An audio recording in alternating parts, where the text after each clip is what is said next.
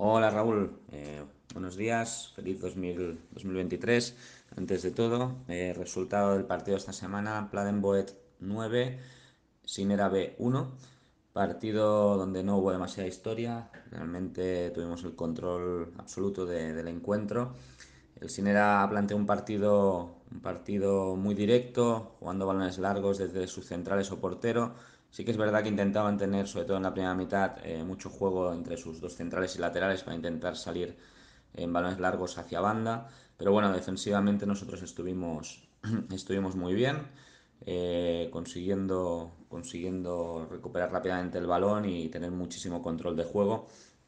Viendo su formato de juego, su estilo, lo que decidimos es hacer una presión alta en la salida del balón y a partir de aquí pues la actuación del equipo fue mejorando, tuvimos el control absoluto de esta primera mitad y generando muchísimas ocasiones de gol. Así acabamos la primera parte con 3-0, que pudieron ser algunos más. Y bueno, en la segunda parte decidimos seguir igual, decidimos empezar el partido como si fuéramos 0-0 y sobre todo intentar que nuestros delanteros volvieran a coger esa dinámica de marcar goles, etcétera.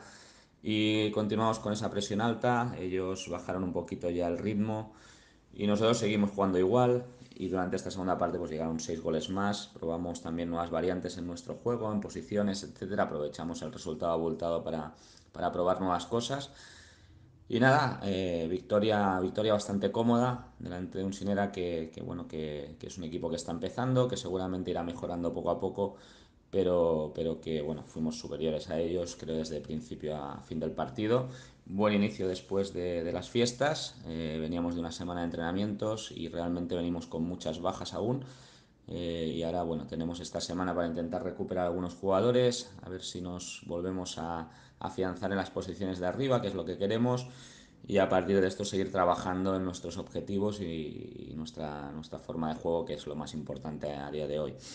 Eh, pues nada más, simplemente comentar esto y ya pensando en el próximo partido contra el Premia de Marbé, que bueno, que todavía tenemos la duda de si se jugará o no, y intentar sumar esos 3 puntos que nos mantengan en esa zona alta. Un saludo, hasta luego.